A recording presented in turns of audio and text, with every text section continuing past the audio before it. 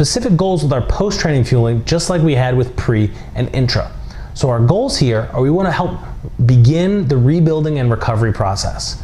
We want to prioritize glycogen replenishment based on load, volume, and training schedule. So rapidly replenishing glycogen stores isn't always necessarily going to be a priority, whereas historically with sports nutrition, it has been. So I'll give you the context on why that does and doesn't matter. And then we also want to support the body's innate recovery process, right? Recovery doesn't happen just post-exercise. You get the benefits of stimulated muscle protein synthesis 24 hours, right? Up to 48 hours past exercise. You get increases in insulin sensitivity, you get enhancements in metabolism, post-conditioning session that can all last up to 48 hours after exercise. So it's not just this finite post-workout window. It's actually, significant time. And for most athletes, it's gonna go until their next training session. So they're kind of almost always in that post-recovery mode. So what are our areas of optimization? We're gonna look at optimizing glycogen, which is basically the way that our muscles store sugar. We're going to look at help optimizing muscle. So this is going to be combating muscle damage, which is catabolic, and also stimulating muscle growth, those anabolic processes. Fortunately, we can do that preventing the catabolism and stimulating the anabolism of muscle with dietary proteins. And then also we'll look at electrolytes, because electrolytes are very popular in sports drinks, and they're often talked about replenishing your electrolytes, and it would seem that you would need some sort of magic powder constantly in a post-exercise scenario, but I'll show you how that's actually couldn't be further from the truth. So I said this before with the intra, and I want to say it again. It's so important to consider the previous 2 fueling periods when developing a post-training fueling strategy. So when we're talking about our post-conditioning, our post-training fueling strategy, we need to consider what did we do during our intra and what did we do during our pre-training fueling strategies. What happened then, and then what were we doing for exercise? Was this 30 minutes? Was it 3 hours? What did our conditioning session look like? Or what did the totality of the exercise that our athlete or individual did that day look like? All that comes into play when we look at our post-training fueling strategy.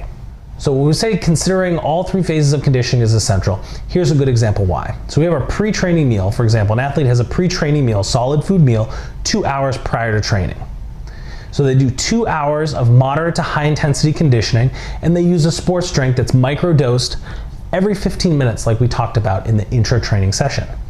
There's going to be no need for a high dose simple sugar post-training beverage, right? Even though that would be standard for pretty much all sports nutrition. It's totally unnecessary because glycogen was never extensively depleted in this athlete in the first place, because they had a solid food meal pre-training, right? So they were preloaded with protein, amino acids, and also carbohydrates going into their training session. And then they microdose carbohydrates throughout the training session, almost ensuring that they weren't tapping into muscle glycogen, right? So very minimally tapped into. So there's no need to then hit that athlete with more simple sugars and carbohydrates in the form of a sports or recovery drink right after exercise. It's overkill, and we'd be better off allowing that athlete to actually eat a real food solid meal shortly after training. Muscle glycogen, your body's ability, this is an important concept, your body's ability to replenish glycogen stores is at its greatest directly post-exercise. And it drastically decreases in that first hour. But it doesn't decrease to nothing, right? It just goes from hypersensitive to not so sensitive from a glycogen replenishment standpoint. Your body can replenish glycogen at any time. And so if this athlete does not have a glycogen intensive training session for the next 12 to 18 to 24 hours, there's no reason why we need to hit them with those sugar drinks again post-exercise. Just have them eat an actual meal. And I'll show you some strategies on how you can do that. So let's talk about this carbohydrate glycogen stores. When is this appropriate? Because I'm kind of railing against this idea of hitting people with these high dose carbohydrate beverages post-exercise. It's important if you're doing 2 a day. So if you're 2 training sessions in a day, or like I gave the example earlier about an NBA basketball player in season, they play a game at night, they get on a plane, they fly somewhere else, they have a shoot around, and then they have another game. We need to make sure that we're rapidly replenishing those glycogen stores, right? And that we're refueling and replenishing as much as possible, as soon as possible, so we can maximize that recovery process, right? But those are 2 very finite examples and two very specific examples. So we need to be careful about blatantly applying them to all athletes. One of the reasons why rapid glycogen replenishment used to be so popular is because when you load the body with simple, fast-acting sugars post-exercise, it's going to create this large insulin spike. And while insulin is an anabolic hormone, it's not anabolic by itself with respects to muscle development and recovery. That's where protein needs to come into play. So insulin being not as anabolic as we once understood or once thought of from a recovery standpoint makes it less important to stimulate at that time.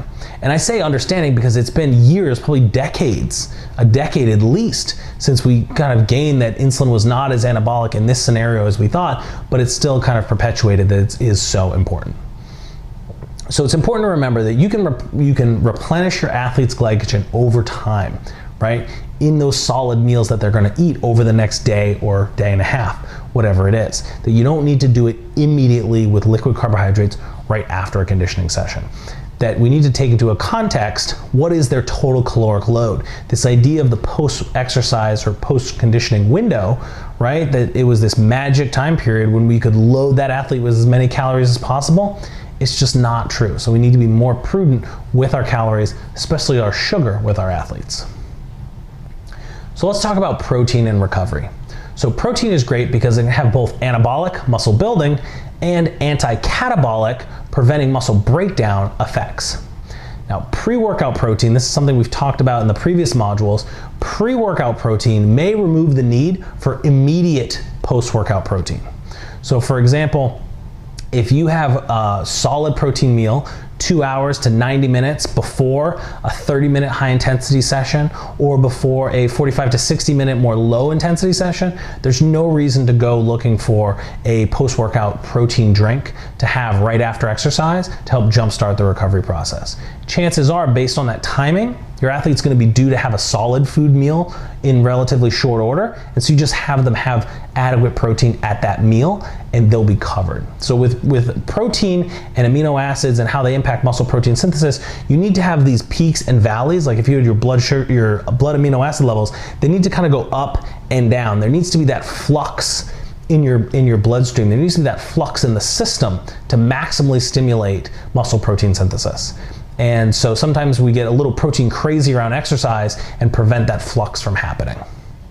So what are we gonna do with protein and recovery? What kinds of proteins do we need? So you're gonna really need essential amino acids or whole proteins. And when I talk whole proteins, I'm not necessarily saying like whole, like a piece of chicken or an egg. Like yes, those are whole proteins, but something like a whey protein isolate, like a whey protein shake that contains all the amino acids, all essential and non-essential amino acids, I would consider that a whole protein.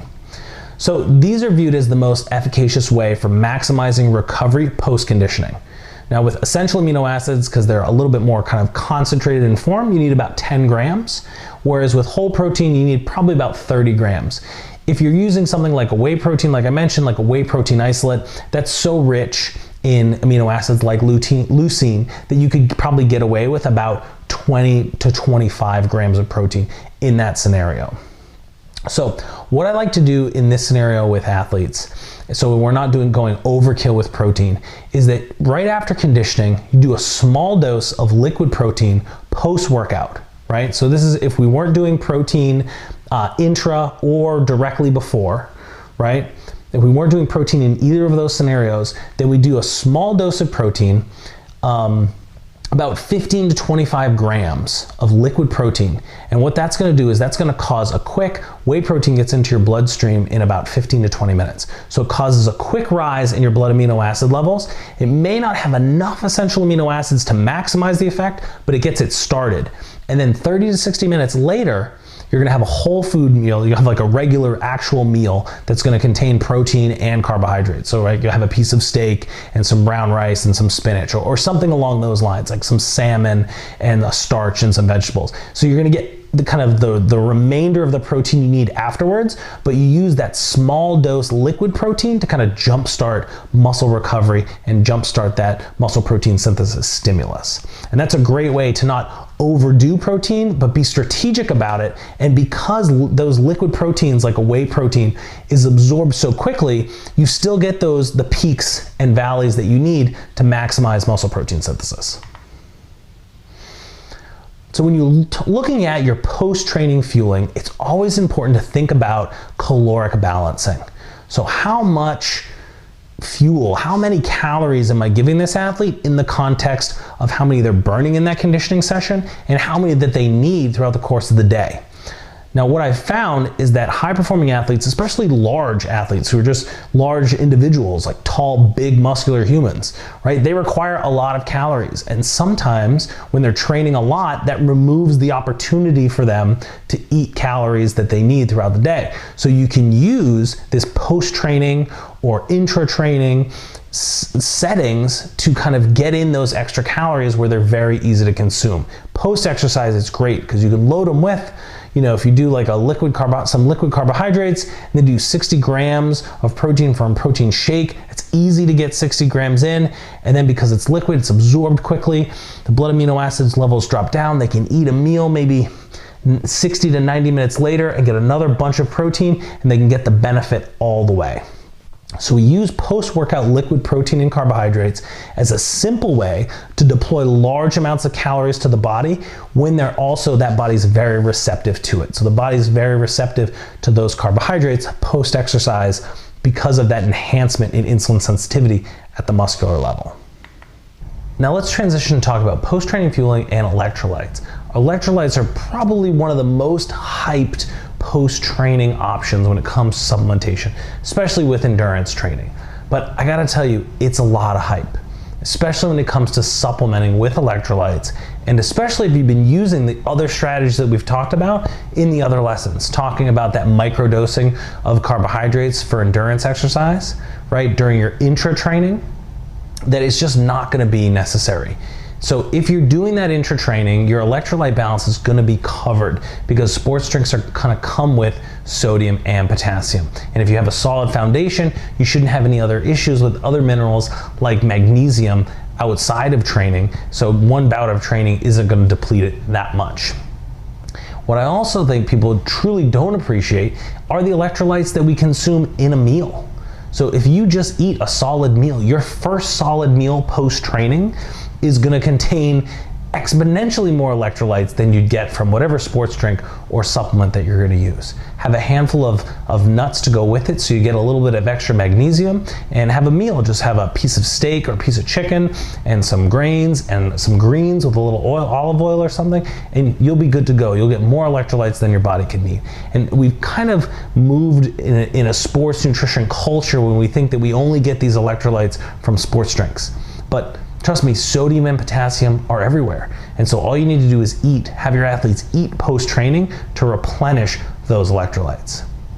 Now, the big exception there is going to be when you're training for prolonged periods in heat, right? So these are scenarios when you're going to get depleted. Heavy heat, long duration, talking about greater than 2 hours, heavy sweating is going to increase your needs both during and post. But if you're continuing to meet your needs during the intra-training of carbohydrates and electrolytes, because remember those electrolytes are going to get piggybacked onto your sports drink. So if you're meeting those needs, it's not going to be as big of an issue post, and you can still rely on that meal. So don't worry too much about electrolytes post-training. So let's talk about some supplements that we can add post-training to our regimen.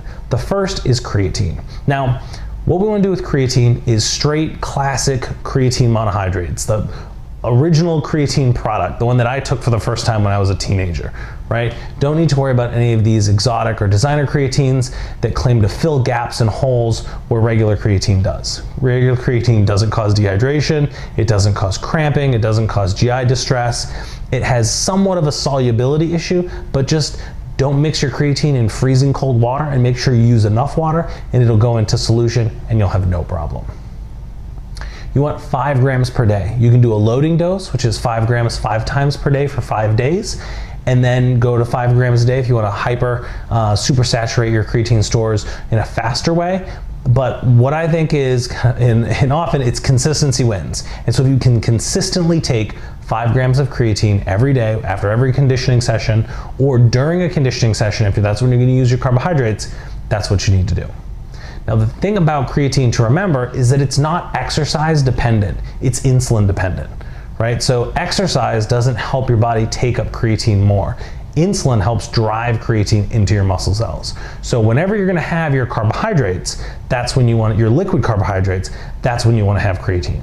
So if you're having it intra, mix your creatine with your intra workout shake. If you're having it pre, have them pre. If you're doing post, having carbohydrates in a shake, have your creatine post. Wherever you're gonna have your liquid carbohydrates, that's when you wanna mix in your creatine, because that's the time when you're gonna be consuming liquid carbohydrates, you're gonna get the biggest insulin spike, and that's when you're gonna wanna get creatine into your system. One of the things to think about, like what types of conditioning are gonna benefit me, or when's creatine gonna benefit me the most with what types of conditioning. And as a general rule of thumb, the longer you're exercising, the less benefit you're gonna get from creatine. Creatine gives you the most benefit when we're talking about sprinting, not about cardiac output work. So shorter, more powerful bursts, that's when creatine is going to be at its best benefit. The longer stuff, not so much. I still think there is a benefit because creatine is going to super hydrate the cell because it's osmotically active. So when you get more creatine into your muscle cells, it's going to draw more water and it's going to help volumize the cell. And there are some anabolic processes that go into place when you're increasing cell volume. So overall, even if you don't do the explosive, shorter intensity type work, I still think creatine is a benefit for you. So next, L-carnitine. Specifically, the form you want to look for is L-carnitine, L-tartrate, because that's the stuff that's been shown, or the form of L-carnitine that's been shown in research studies, I think, to have the greatest benefit. Carnitine has kind of a bioavailability uptake issue, and the L-carnitine, L-tartrate version seems to be pretty good. So two things that we can expect to benefit from L-carnitine, L-tartrate is an increased research. So research shows that you get an increase in androgen receptors on your muscles with L-carnitine supplementation, and you also get reductions in micromuscular damage. So it's going to that as a result of exercise. So it's going to help you recover a little bit faster by attenuating muscle damage. You need about 2 grams twice a day, and one of those doses I like to put directly after exercise. This is going to be really good, I think, when you're talking in season or when you're talking in an overreaching period with your athletes to help with that, dealing with that excessive muscular damage that you're going to get in those periods where you're really trying to push the limits while at the same time recover so you can be your best. I always put L-carnitine, L-tartrate into the stack with an athlete in those time periods. So next, antioxidants. And we talked about antioxidants a little in one of the earlier modules, talking about kind of the benefit and the negative of it. And talking about when it would be beneficial to use and when not. And again, here we're looking at a time where it's overreaching or a time where we need to maximize performance when there are a lot of other stressors. We need to minimize muscular damage when we're not necessarily worried about the adaptation, but we're more focused on excellence and performance. That's something when post-exercise antioxidants are going to be beneficial.